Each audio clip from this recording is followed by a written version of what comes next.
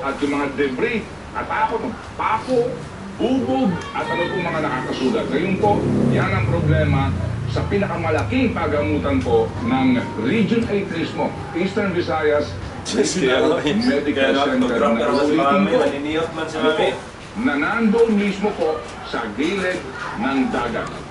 O yung pong mga lugar sa Tacloban City na malalayo po na mga barangay inabot ng dagat, yung pa kayang katabi mismo ng dagat. Corina?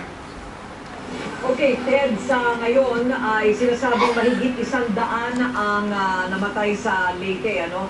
Sa yung paglalarawan ng mga nangyari dyan sa Tacloban pa lamang at sinasabi mo na mayroong may 4 na kupang ibang mga kabayanan na siguradong talagang hinampas-hampas din ng mga alon mula sa dagat dahil sa storm surge. Sa palagay mo ba ay maasahan natin na mas malaki pa ang casualty kapag nagbilangan na talaga ng mga namatay?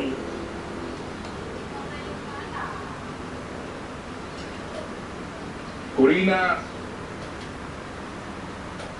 sa panahon na masimulan na ang clearing ng mga highway at magkaroon na ng komunikasyon, talagang tataas po ang bilang ng mga namatay, ng mga sugatan, at ng mga nawawala. Dahil sa ngayon, ang problema ho talaga ay ang kawalan po ng komunikasyon.